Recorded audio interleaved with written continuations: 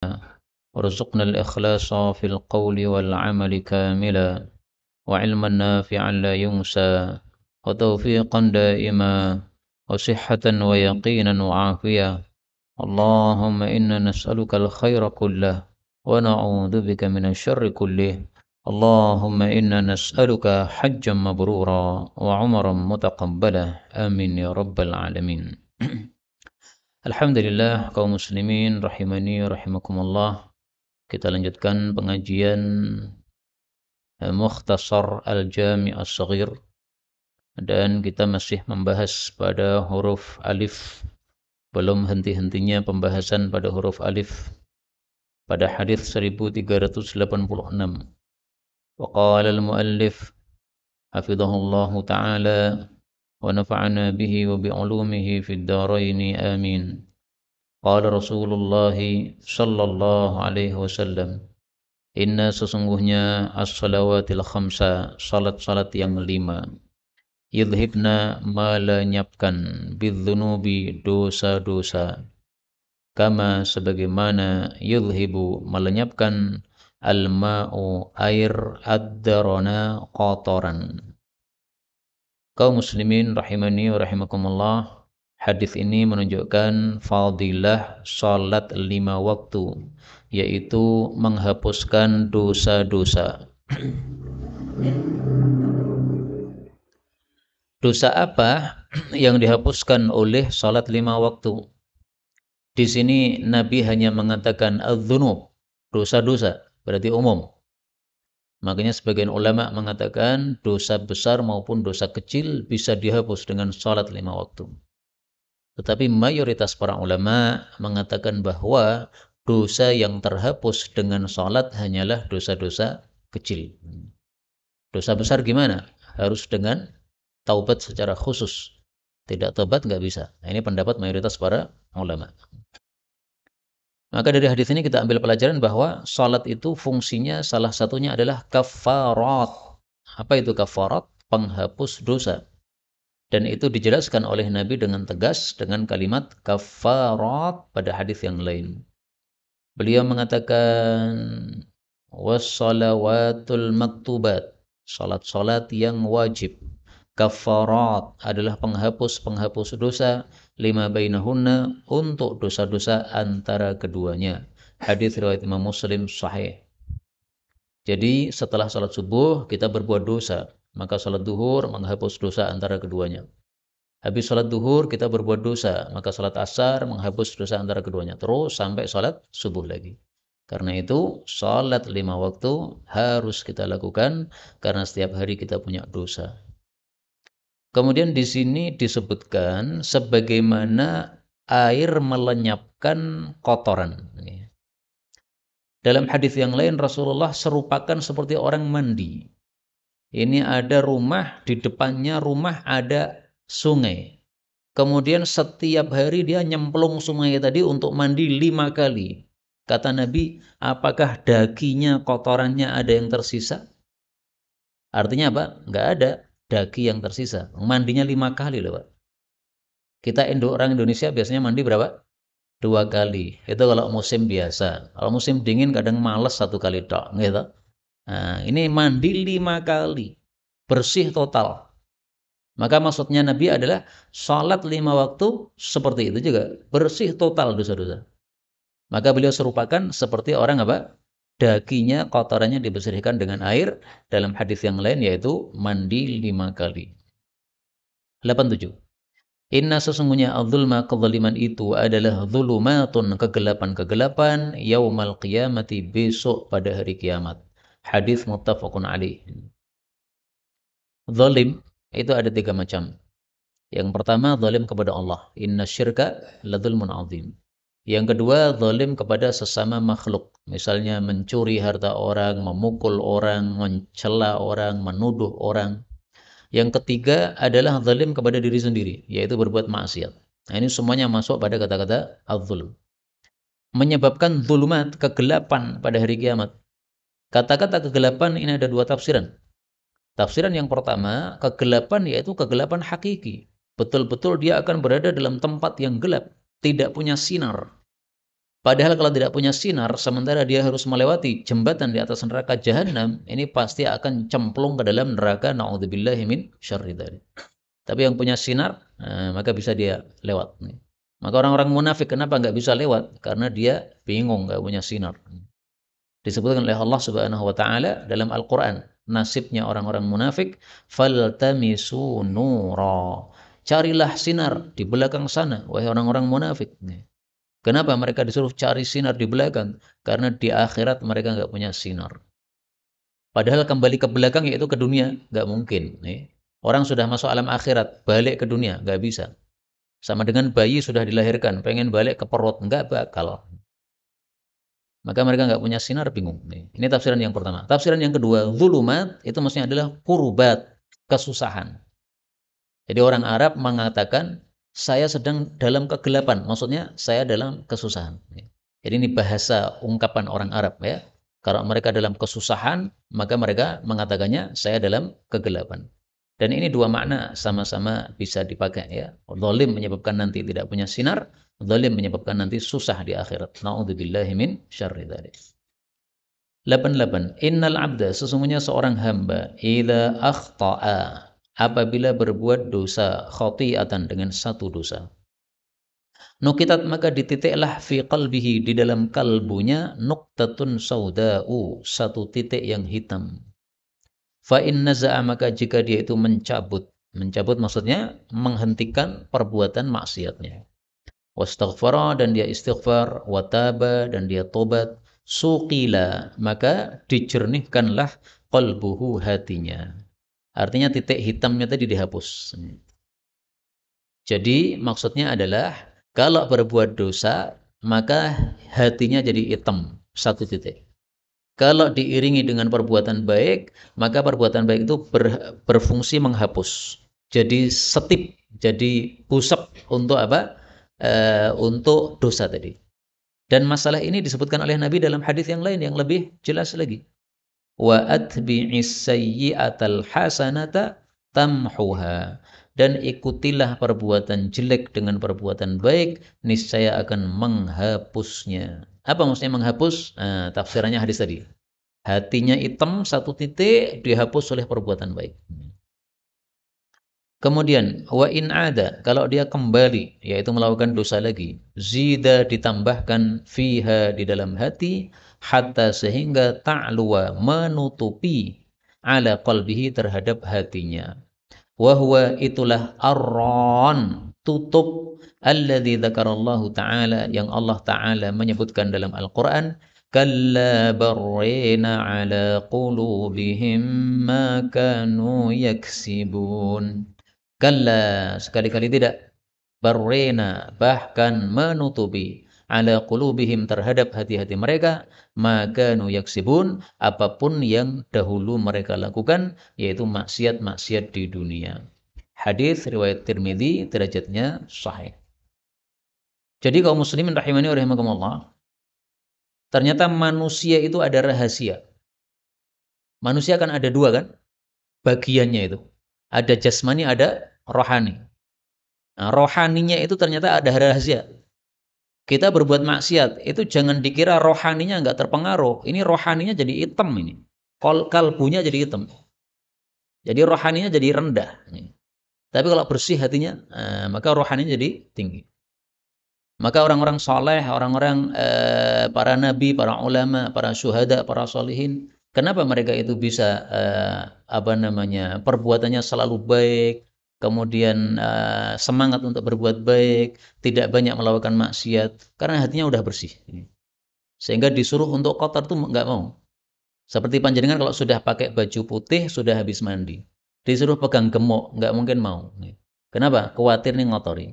Nah, demikian juga hati, kalau sudah bersih, suruh maksiat itu nggak mau. Saya nggak mau ikut-ikutan. Kenapa? Saya menjaga kebersihan hati saya. Maka inilah apa? Rahasia rohani kita perlu kita jaga setiap hari. Jangan sampai hati kita semakin lama semakin gelap gulita. Kalau sudah gelap, susah dimasuki kebaikan. Maka di sini istighfar berarti sangat penting. Istighfar menyebabkan apa? Hati yang kotor jadi bersih lagi. Maka istighfar 100 kali ini tolong didengungkan terus. Setiap hari 100 kali istighfar, jangan sampai kurang. Kurang jadi PR untuk hari berikutnya. Allah Subhanahu wa taala menjanjikan dalam Al-Qur'an, وَمَا كَانَ اللَّهُ مُعَذِّبَهُمْ وَهُمْ يَسْتَغْفِرُونَ. Allah tidak akan menyiksa mereka sementara mereka istighfar kepada Allah Subhanahu wa taala. Surat Anfal ayat 33. Dan Allah memuji orang-orang yang istighfar di waktu sahur. Surat Az-Zariyat ayat 18. Wabil ashar, dan di waktu sahur yaitu menjelang subuh, hum yastaghfirun, mereka istighfar kepada Allah Subhanahu wa taala. Maka paling bagus istighfar sebelum subuh. Tapi mau pilih waktu kapan saja bebas. Istighfar setiap hari 100 kali. Kapan? Terserah. Tapi sebelum subuh lebih bagus. Ibnu Umar biasanya salat malam itu tanya kepada majikannya, Nafi'. Hei Nafi', ini sudah masuk waktu sahur belum? Belum. Kalau dijawab belum, dia nambah lagi rakaat. Salat. Selesai itu tanya lagi. Sudah masuk sahur belum? Belum. Nambah lagi. Terus. Begitu diberitahu sudah masuk sahur, beliau duduk enggak sholat lagi, kemudian istighfar sampai subuh. Ini setiap hari aktivitas Ibnu Umar. Masya Allah. Nah, kalau kita nggak bisa seperti beliau, minimal ya kita tahajud semampu kita, kemudian selesai itu istighfar 100 kali kepada Allah Subhanahu wa taala. 89. Innal 'abda, sesungguhnya seorang hamba, idza qama, apabila berdiri, yusalli, melakukan salat, utiya, didatangkan, bidzunubihi, dosa-dosanya, kulliha, semuanya. Fawudi'at, lalu ditaruh, ala ra'sihi, di atas kepalanya, gundulnya, wa atiqaihi, dan kedua atiknya, ini pundaknya. Fakullama, maka setiap kali raka'a, dia ruku', au sajada, atau dia sujud, tasaqatat, maka gugurlah, anhu, dari orang tersebut. Hadis riwayat Tabarani sahih. Hadis ini menjelaskan hadis yang pertama kita baca tadi. Salat menggugurkan dosa. Gimana caranya? Nah, ternyata caranya pas ruku' ini. Rul, ya, dosanya gugur. Pas sujud ini, rul, dosanya gugur. Maka semakin banyak kita melakukan salat, semakin banyak dosa yang apa? Berguguran. Inilah fadilah ruku' dan sujud. Dan karena fadilah ruku' dan sujud ini lebih istimewa daripada gerakan-gerakan salat yang lain, maka seringkali Allah sebutkan di dalam Al-Quran kata-kata ruku' dan sujud, tetapi maksudnya adalah melakukan salat. Misalnya Allah mengatakan pada surat Al-Hajj, ya ayyuhalladzina amanu, wahai orang-orang beriman, irka'u, ruku'lah, wasjudu, sujudlah. Ini bukan berarti hanya rukuk sujud tok, bukan. Ini maksudnya salat. Lah salat kok disebutkan hanya rukuk sujud? Sama dengan saya mengatakan saya tidak melihat batang hidungnya, bukan batang hidungnya tok, ya semua orangnya. Ya, maka kalimat seperti ini apa? Biasa. Lah taunya bahwa rukuk sujud maksudnya salat gimana? Ya buka kitab-kitab tafsir nih. Ada tafsir Ibnu Abi Zamanain. Ya. Ternyata enggak ditafsirkan di sini. Udahlah, pokoknya panjenengan buka di kitab-kitab tafsir nanti akan ketemu bahwa rukuk sujud maksudnya salat. Nah, kenapa disebutkan secara khusus? Karena punya fadilah. 90. Inna, sesungguhnya al-abda, seorang hamba, idza, apabila la'ana, melaknat, syai'an, sesuatu, sa'adat, maka naiklah al-la'natu, laknat itu, ilas sama, ke langit atau ke atas. Karena semua yang di atas itu disebut langit. Atap ini disebut langit. Awan itu disebut langit. Pokoknya yang di atas semuanya disebut langit.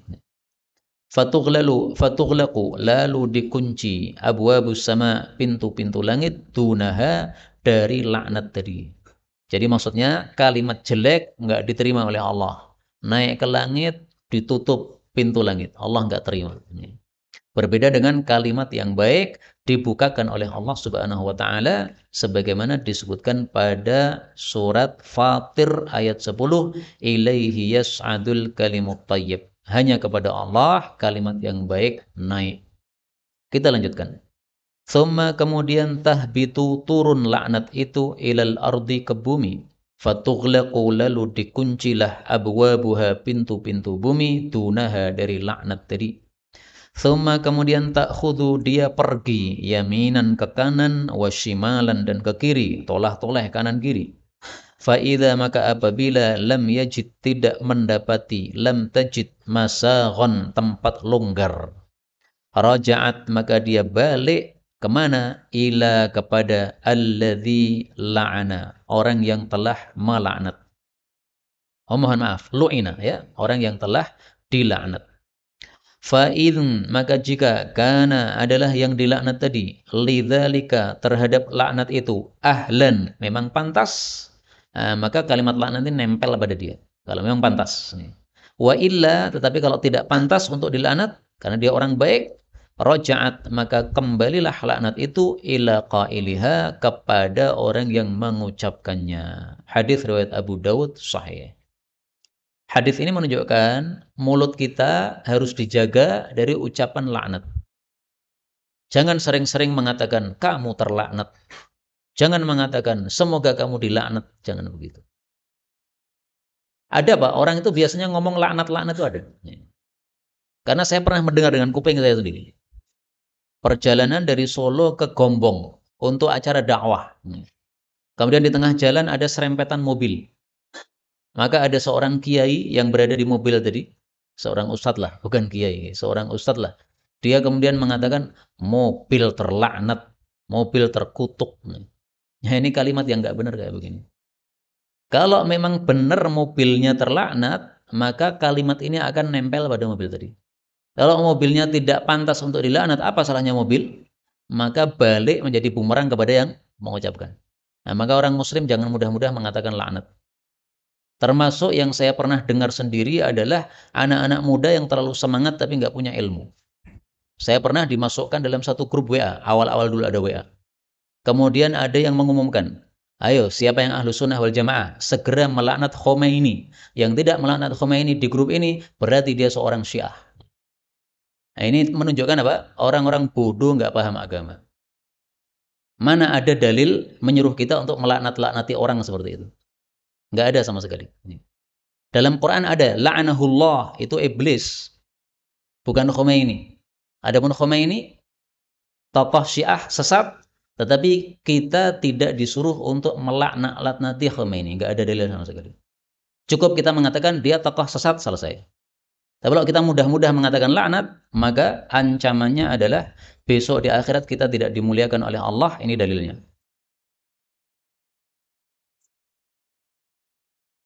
La yakunul la'anun. Orang-orang yang suka melaknat tidak akan menjadi syufa'a, pemberi syafaat, wala syuhada, juga tidak bisa menjadi saksi yaumal qiyamah, besok di hari kiamat.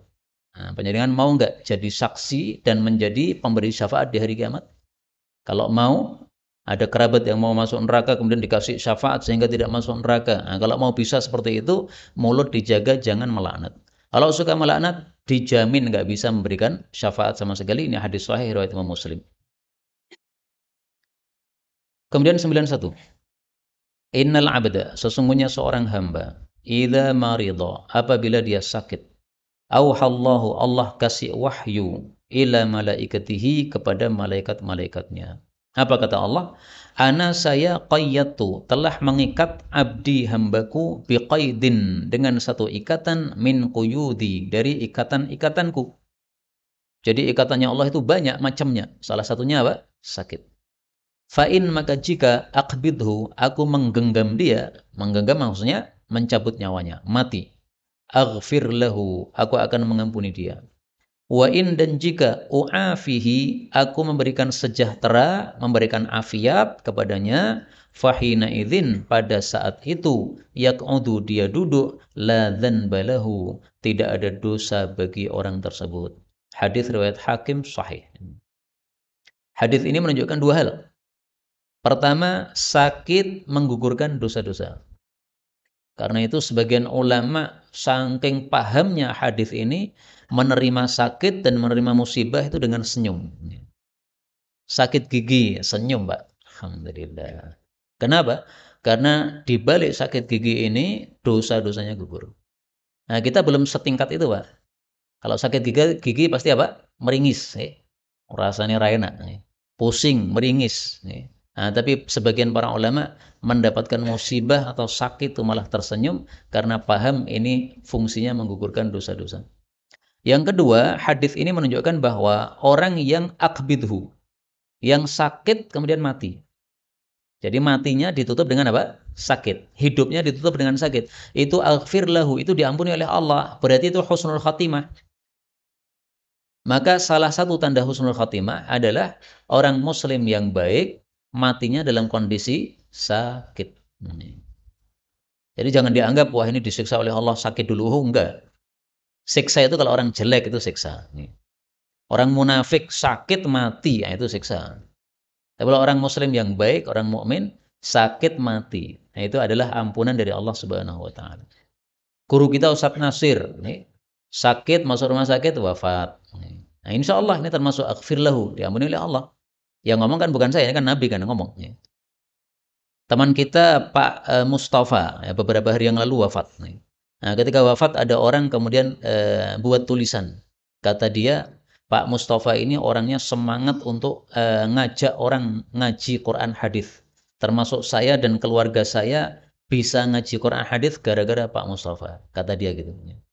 Nah, ini Pak Mustafa sakit beberapa bulan, tidak bisa bergerak dari tempat tidurnya. Habis itu masuk rumah sakit, 1 pekan mungkin, kemudian wafat.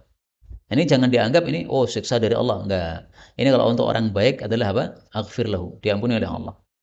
Cukup bagi kita Rasulullah sallallahu alaihi wasallam sebagai contoh. Nabi itu wafatnya apakah enak-enak, santai tidur kemudian mati? Enggak. Beliau sakit panas demam.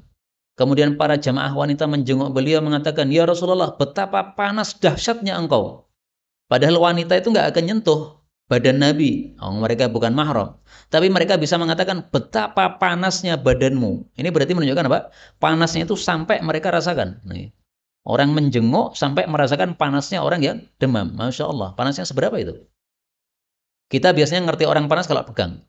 Begitu pegang, panas. Nih. Nah, ini perempuan-perempuan nggak mungkin megang Nabi. Mereka katakan panas dahsyat. Nah, itulah wafatnya Nabi Sallallahu Alaihi Wasallam. 92. Innal abda, sesungguhnya seorang hamba, idza nasoha, apabila bernasihat, li sayyidihi, kepada majikannya, wa ahsana, dan memperbagus ibadat rabbih, ibadah kepada pemeliharanya, kana lahu, ada bagi dia, ajruhu, pahalanya, marrataini, 2 kali. Hadis riwayat muttafaqun alaih, sahih. Yang dimaksud nasoha, berbuat nasihat, yaitu menghendaki kebaikan kepada majikannya.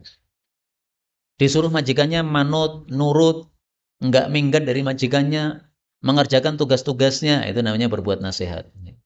Karena ada sebagian budak itu enggak berbuat nasihat. Majikannya tidur, dompetnya diambil duitnya, enggak berbuat nasihat begitu.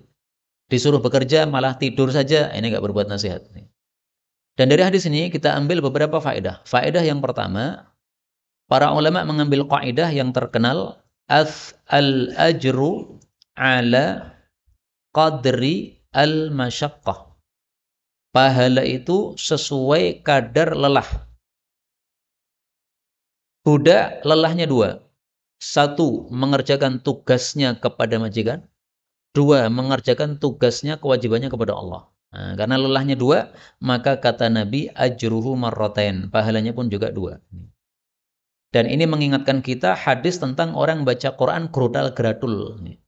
Orang baca Quran lancar kan enak, Pak. Yang baca Quran grudal gradul, nah, itu pahalanya malah double 2. 1 pahala bacanya, 2 pahala susahnya itu. Apakah berarti yang baca Quran lancar berarti digrudal gradulkan saja biar pahalanya double? Enggak begitu. Karena yang bacaannya lancar, ini derajatnya tinggi di hadapan Allah Subhanahu wa taala. Ini di hadapan apa? Allah derajatnya disamakan dengan para safarah, yaitu malaikat-malaikat mulia. Kemudian dari hadis inilah Abu Hurairah radhiyallahu anhu, dia seolah-olah berangan-angan jadi budak. Apa kata dia? Dia mengatakan, diriwayatkan oleh Imam Bukhari, walladzi nafsi biyadih, demi Allah, kata Abu Hurairah, laulal jihadu fi sabilillah, kalau tidak ada jihad, perang, wal hajju, tidak ada haji, wa birru ummi, tidak ada birrul walidain, atau berbuat baik kepada ibu di sini. La ahbabtu an amuta wa ana mamluk. Saya pilih mati dalam kondisi sebagai seorang budak. Kenapa? Pahalanya double tadi. Tapi sayangnya budak nggak bisa ikut jihad. Kenapa? Dia tidak memiliki dirinya. Dirinya dimiliki oleh majikannya. Majikannya bilang, kamu nggak boleh berangkat. Nggak boleh. Kamu nggak boleh keluar rumah. Nggak boleh. Kemudian haji. Nggak bisa haji dia. Nah, karena kalau haji berarti keluar dari rumah majikannya. Kemudian berbuat baik sama ibunya, ya, nggak bisa. Dia harus berbuat baik kepada majikannya. Nah, maka kata Abu Hurairah, kalau tidak karena 3 amal ini, saya pilih jadi budak saja. Dan ini sekaligus menunjukkan tingginya 3 amal ini. Pertama jihad, perang. Yang kedua haji. Yang ketiga birrul walidaini. Nah, maka mudah-mudahan semua kita mendapatkan kebaikan yang sempurna, mendapatkan haji mabrur dan dijadikan oleh Allah birrul walidain. Amin ya rabbal alamin. 93. Inna sesungguhnya al-abda hamba idza wudi'a apabila ditaruh fi qabrih pada kuburnya wa tawalla dan pergi anhu darinya ashabuhu sahabat-sahabatnya hatta sehingga annahu bahwasanya dia yasma'u mendengar qara'a derap ni'alihim sandal mereka, suara sandal mereka. Atahu datang kepadanya malakani 2 malaikat. Malaikat ini siapa, Pak? Malaikat Mungkar dan Nakir nih. Tapi konon ada yang berpendapat kalau orangnya jelek Mungkar Nakir. Kalau orangnya baik malaikatnya Bashir Mubshir nih. Wallahu a'lam. Fayuqidanihi lalu keduanya mendudukkan si jenazah tadi. Fayaqulani lahu lalu keduanya bertanya kepadanya. Ma kunta apa yang kamu taqulu ucapkan fi hadzal rajul tentang orang ini? Orang ini siapa? Li Muhammadin. Maksudnya adalah Nabi Muhammad sallallahu alaihi wasallam. Ini jangan panjenengan tanya, didudukkan, gimana cara duduknya? Ong liang lahat itu kecil sekali, mepet. Kok bisa duduk, gimana cara duduknya? Jangan ditanyakan. Kenapa? Ini alam barzakh tidak sama dengan alam dunia. Alam perut ibu, alam janin, enggak sama dengan alam dunia. Alam dunia enggak sama dengan alam barzakh. Alam barzakh enggak sama dengan alam akhirat. Masing-masing memiliki kekhususan sendiri-sendiri. Fa'amma maka adapun al-mumin, orang yang beriman, fayaqul dia mengatakan, asyhadu, aku bersaksi, annahu bahwa dia Abdullah hamba Allah, wa rasuluh dan utusan Allah. Fayuqal maka dikatakan, ungzur, lihatlah, ila kepada maq'adika, tempat tinggalmu, minan nari dari neraka. Qad sungguh abdalaka telah menggantimu Allahu Allah bihi dengannya maq'adan tempat tinggal minal jannah dari surga. Fayarahuma lalu dia melihat kedua-duanya jami'an semuanya. Kenapa Pak? Melihat dua-duanya supaya dia semakin bahagia.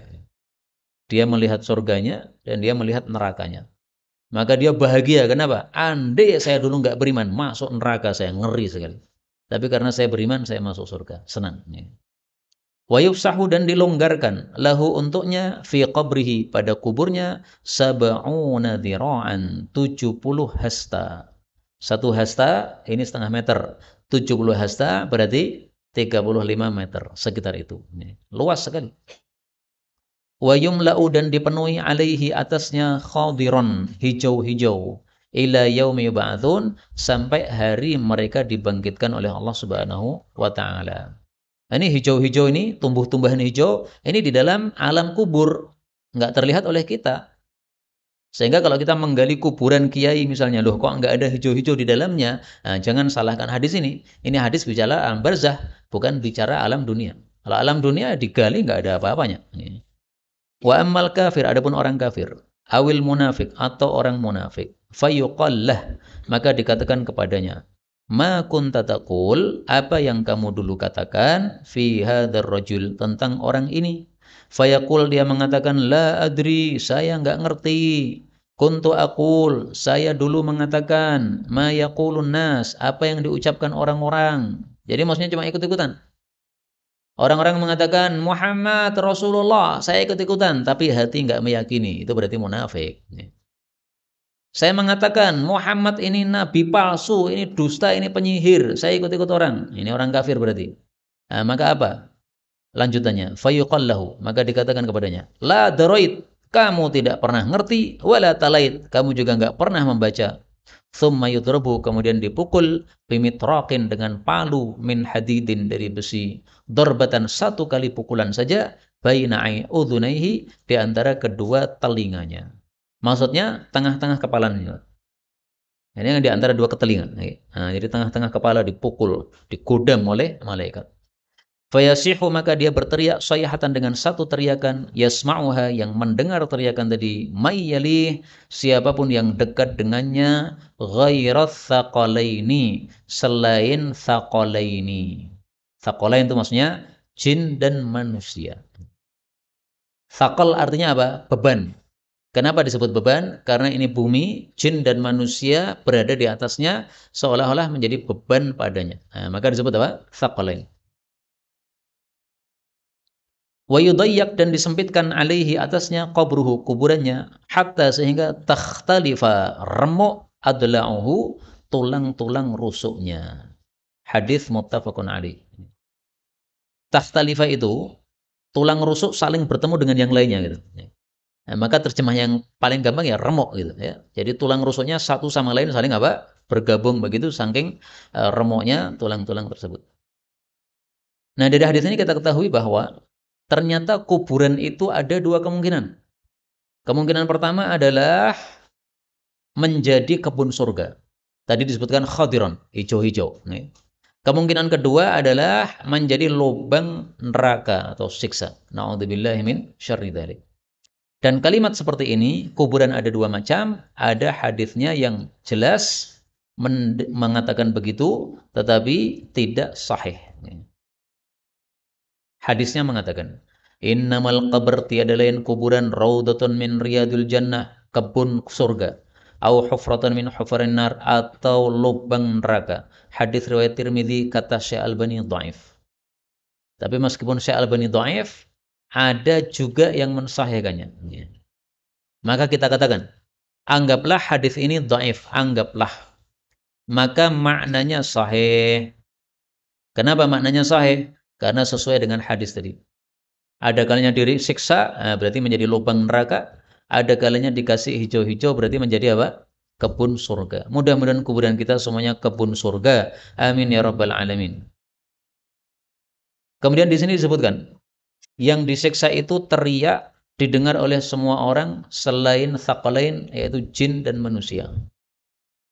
Kenapa jin dan manusia telinganya nggak bisa mendengar? Padahal ayam-ayam yang masuk kuburan semuanya mendengar teriakan tadi. Cacing-cacing yang ada di tanah semuanya mendengar teriakan tadi. Kenapa manusia nggak bisa mendengar? Rasulullah menjelaskan dalam hadis yang lain.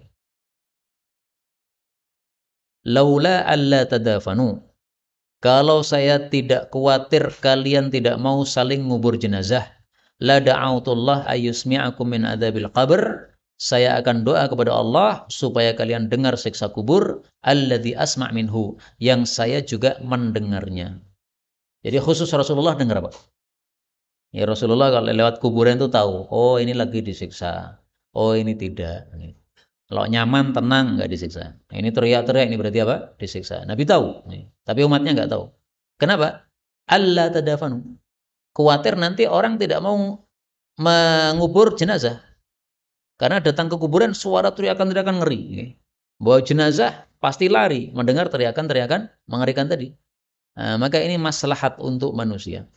Oleh Allah telinganya ini disumpeli sehingga tidak dengar suaranya jenazah-jenazah yang di dalam kubur yang disiksa. Tapi hewan-hewan bisa mendengar. Kemudian kaum muslimin rahimani wa rahimakumullah, hadis ini sekaligus menunjukkan berarti manusia itu lemah karena dia tidak bisa mendengar suara teriakan orang disiksa. Kalau mendengar pasti mereka akan pingsan sebagaimana dalam hadis yang lain. Maka Allah mengatakan dalam Al-Qur'an, wa khuliqal insanu dha'ifa. Manusia diciptakan dalam keadaan lemah, surat An-Nisa ayat 28. Nah, salah satu bukti lemahnya tidak mampu mendengar suara orang-orang disiksa dalam kubur. 94. Inna sesungguhnya al-abda seorang hamba la yu'jaru sungguh diberi pahala fi nafaqatihi dalam nafkahnya kulliha semuanya illa fil bina'i kecuali dalam masalah bangunan. Hadis riwayat Ibnu Majah. Maksud hadis ini adalah apapun duit yang kita keluarkan untuk menafkahi kita, menafkahi keluarga kita, menafkahi motor atau mobil kita misalnya rusak, itu semuanya ada pahala. Yang nggak ada pahala cuma satu. Kalau kita memewahkan bangunan rumah kita, nggak ada pahala. Seperti tadi dari Solo menuju ke sini, saya melihat satu tembok itu diteteli, Pak. Padahal temboknya sudah ada keramiknya putih, bagus. Diteteli, kemudian ditempeli keramik hitam. Ini mungkin orangnya bingung nih. Keramik putih kurang menarik, KI keramik hitam. Nah, mungkin nanti bosan lagi ganti keramik putih lagi. Bosan ganti keramik merah, itu nggak ada pahala gitu. Maka yang dimaksud bina ini, bangunan yang nggak ada pahalanya, ini dua. Apa kata para ulama? Ini saya jelaskan. Alladzi la yahtajuh. Bangunan yang tidak dia butuhkan. Nggak dibutuhkan tapi dia bangun. Anakmu berapa? 2. Terus kenapa? Lantainya ditambah lagi. Udah 2 lantai, tambah lagi 3 lantai. Tambah lagi 4 lantai.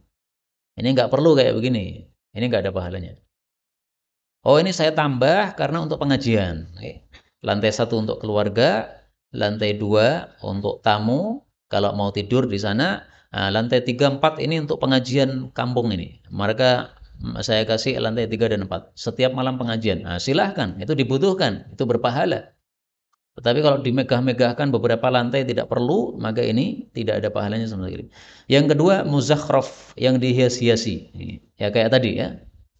Temboknya sudah bagus, ada keramiknya, teteli lagi, ganti keramik yang lain lagi, muzakhraf, nggak ada pahalanya. Tetapi kalau dibutuhkan, maka ada pahalanya. Panjenengan punya rumah, tetapi gentengnya bocor. Karena sudah kuno gentengnya. Nah, gentengnya kemudian diturunkan semuanya, ganti genteng yang baru. Pahala. Rumahnya dari gedek misalnya. Nah, kalau dingin terlalu terasa dinginnya. Akhirnya dirobohkan, ganti tembok. Ini berpahala. Kenapa? Dibutuhkan. Awalnya 1 lantai, tapi tambah lagi lantai 2. Kenapa? Istrinya nambah juga. Nah, maka lantai 1 istri 1, lantai 2 istri 2. Berpahala. Nah, maka silahkan 4 lantai, kalau istrinya 4 silahkan, enggak apa-apa. Kaum muslimin rahimani wa rahimakumullah, kalau kita memahami hadis ini, insya Allah kita enggak akan susah untuk keluarkan duit ketika perlu. Sakit, perlu obat, berapa harganya? 100.000. Wah, kok larang men. Biasanya salep 10.000, ini kok 100.000. Udah, kalau ada keluarkan aja. Kenapa? Ini duit keluar 100.000, ada pahalanya. Jadi ketika melepas duit itu bayangkan pahalanya, ya. Jangan bayangkan wah duitku kelong. Kalau membayangkan begitu nggak akan mudah untuk melepas duit. Karena manusia diciptakan oleh Allah suka sama harta. Wa innahu lihubbil khairi lasyadid. Khair itu harta. Manusia itu sangat cinta kepada harta, syadid cintanya kepada harta. Tetapi kalau kita ingat ini saya keluarkan duit ada pahalanya, maka insya Allah jadi mudah. 1395. Innal araqa, sesungguhnya araq, yaitu keringat. Yaumal qiyamah, besok di hari kiamat. La yadhabu, sungguh merembes fil ardi, di bumi. Sab'ina ba'an, 70 depa dalamnya itu. 1 depa itu gini Pak. Jadi 2 telapak tangan kita hamparkan. Nah, dari telapak kanan sampai telapak kanan kiri namanya Pak 1 depa. Nah, itu 70 depa. Wa innahu, dan sesungguhnya la yablughu, dia sampai ila afwahin nas, ke mulut-mulut manusia, au ila adhanihim, atau ke telinga-telinga mereka. Ini hadis riwayat Muslim sahih. Ini cerita tentang padang mahsyar. Orang dikumpulkan oleh Allah di padang mahsyar. Matahari sangat dekat di atas kepala sehingga keringat-keringat bercucuran. Nah, keringat ini saking banyaknya sampai merembes ke bumi, ke dalam bumi, ini 70 depa. Itu yang merembes di bumi. Adapun yang di atas permukaan bumi itu sampai ada yang di mulutnya sini. Nah, sehingga mau nafas susah. Padahal ini bukan air yang seger. Kalau air seger diminum enak, Pak. Ini keringat ini, Pak. Keringat campuran manusia. Orang negro ada, orang Eropa ada, orang Indonesia yang kulit coklat juga ada. Campur semua keringat orang itu di padang mahsyar. Na'udzubillahi min syarri dzalik. Nah, supaya keringat kita tidak banyak gimana? Supaya tidak tenggelam oleh keringatnya masing-masing gimana? Rasul mengatakan, fayakunun nasu, maka jadilah manusia ala qadri a'malihim, sesuai kadar amal mereka fil araqi. Keringatnya juga seperti itu. Jadi artinya kalau amal baiknya banyak, keringatnya semakin sedikit. Amal jeleknya banyak, keringatnya semakin banyak. Nah, maka ditandai saja besok di akhirat, kalau ada orang-orang keringatnya banyak, berarti amal jeleknya banyak. Kalau keringatnya cuma sedikit sampai kaki misalnya, sampai dengkul misalnya, ya maka itu masih lumayan, dia tidak terlalu susah dengan keringat tersebut. Ini hadis riwayat Imam Muslim. 96. Innal ulama, sesungguhnya para ulama, idza apabila hadaru, mereka datang, rabbahum, kepada pemelihara mereka, kana adalah Mu'adz bin Jabalin, Mu'adz bin Jabal, baina aidihim, ada di hadapan mereka, rotwatan, sejauh lemparan, bihajarin, dengan satu batu. Hadis riwayat Abu Nuaim dalam Hilyatul Auliya. Hadis ini menunjukkan dua hal. Pertama, bahwasanya manusia besok di akhirat dikelompokkan oleh Allah. Ini kelompok para ulama, rombongan ulama. Ini kelompok para syuhada, rombongan syuhada. Ini kelompok para maling, rombongan maling. Para koruptor, rombongan koruptor. Nah, dikelompokkan seperti itu oleh Allah Subhanahu wa taala. Nah, ternyata kelompok ulama ini dipimpin oleh siapa? Mu'adz bin Jabal. Ini rombongan ulama, kemudian di depan mereka sejauh batu dilempar. Enggak tahu berapa meter itu, enggak tahu. Ya, kira-kira panjangnya lempar batu, berapa meter itu. Nah, di depan itu dipimpin oleh Mu'adz bin Jabal. Maka yang kedua menunjukkan hadis ini fadilah Mu'adz bin Jabal. Kenapa Mu'adz bin Jabal dimuliakan oleh Allah seperti itu? Karena dia itu adalah a'lamuhum bil halali wal harami. Hadis sahih. Rasul bersabda, wa a'lamuhum, paling berilmu bil halali wal haram, masalah halal haram, adalah Mu'adz bin Jabal radhiyallahu anhu. Hadis riwayat kitab Sunan Sahih. Maka panjenengan pelajari halal haram. Tapi enggak cukup mempelajari. Pelajari, setelah tahu kemudian diterapkan. Riba itu gimana? Haram, tapi masih mau pinjem dari bank, ora kacek. Tahu riba haram, jangan pinjem duit dari bank. Karena pinjam duit dari bank, pinjam 100 juta, balik nggak boleh 100 juta, harus nambah riba seperti itu. Saya kan nggak makan riba, podo wae. Karena kita ngasih makan riba kepada bank. Sama-sama dilaknat oleh Allah dua-duanya. Baik yang makan riba maupun yang ngasih riba tersebut. Maka orang ngaji seperti kita sangat tidak pantas kalau apa? Pinjam uang dari bank nggak pantas. Nanti bisnisnya nggak akan berkah. Mungkin duitnya banyak, berkahnya nol, kosong. 97. Innal aina, sesungguhnya mata, latula'u, lamnya di fathah ya. Latula'u, lamnya di fathah. Artinya adalah ta'laq, sungguh dia itu menggandengi birrajuli, seseorang, biidznillahi ta'ala, dengan izin Allah Ta'ala. Hatta sehingga yas'ada, dia menaiki haliqan, gunung yang tinggi, thumma kemudian yataradda, dia jatuh minhu, dari gunung tersebut. Hadis riwayat Ahmad sahih. Hadis ini membicarakan tentang ain. Ain sudah sering kita jelaskan, yaitu pandangan mata seseorang kepada orang lain dengan kondisi salah satu dari dua. Satu, melihat dengan iri, maka menyebabkan orang yang dilihat tiba-tiba bisa sakit jatuh. Yang kedua, melihat orang dengan takjub tanpa berzikir kepada Allah Subhanahu wa taala. Maka yang dilihat bisa langsung jatuh seperti itu. Maka maksud hadis ini adalah kadang-kadang ain itu mengenai seseorang tetapi setelah dia naik gunung. Jadi dia awalnya terkena ain, tapi ain ini masih nempel pada dirinya. Tapi dia masih bisa naik gunung. Begitu sudah sampai ke atas, tiba-tiba jatuh. Kenapa? Ainnya tadi, bekas ainnya tadi nempel kepada dia sampai akhirnya ketika dia di atas gunung terkena efek dari ain, jatuh. Karena itu hati-hati dengan anak-anak kita. Kadang-kadang bapak, ibu sangat senangnya kepada anak bayinya, kemudian ditimang-timang, kemudian takjub memandangnya, tapi enggak menyebut zikir kepada Allah. Mestinya mengatakan subhanallah, subhanallah, atau masya Allah. Atau kita mengatakan apa yang disebutkan dalam surat Al-Kahfi.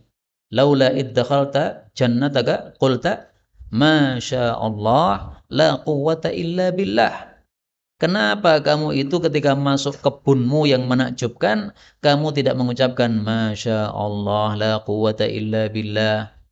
Maka para ulama berdasarkan ayat ini mereka mengatakan siapa yang melihat hartanya kemudian takjub, kemudian mengucapkan masya Allah la quwwata illa billah, maka hartanya aman. Maka seringkali saya lihat itu ada mobil cakep, itu di kaca belakang ada tulisan masya Allah la quwwata illa billah. Kenapa? Supaya orang yang melihat dari belakang ketika takjub melihat mobil tadi, dia membaca masya Allah la quwwata illa billah sehingga mobilnya tidak terkena ain. Karena ada kan mobil-mobil cakep Pak. Sekarang ada mobil-mobil kecil kayak mainan tapi bisa jalan-jalan di tengah jalan. Nah, itu kalau melihat dengan takjub tanpa wirid, bisa-bisa mobilnya macet nggak bisa diperbaiki. Bengkel ditanya bingung, nggak ada rusaknya Pak, tapi nggak bisa jalan. Itu karena ain. 98. Innal ghadir, sesungguhnya orang yang berkhianat, yungsabulahu ditegakkan untuknya liwaun panji atau bendera yaumal qiyamah besok pada hari kiamat. Fayuqal lalu dikatakan ala ketahuilah hadhihi inilah ghadratu fulan ibni fulan, pengkhianatan yang dilakukan oleh fulan bin fulan. Hadis muttafaqun alaih. Yang dimaksud pengkhianatan ini apa? Dijelaskan oleh Al-Imam Al-Munawi. Al-Ghadir adalah al-mughtal lidhi ahdin au amanin. Orang yang membunuh secara sembunyi-sembunyi terhadap orang yang memiliki perjanjian damai atau yang memiliki keamanan. Jadi maksudnya gini, ada orang kafir dengan orang muslim, perjanjian damai, gencatan senjata selama 1 tahun misalnya, sehingga dua negara ini nggak perang. Nah, tiba-tiba ada seorang muslim kemudian mencari lengahnya seorang kafir yang sangat dia benci. Akhirnya dia bunuh. Padahal masih dalam masa apa? Masa perjanjian damai. Ini namanya ghadir. Maka ghadir itu termasuk dosa besar karena dilecehkan oleh Allah Subhanahu wa taala besok di akhirat dengan cara ditampakkan kejelekan dia dengan satu bendera tanda dia sudah melakukan ghadir.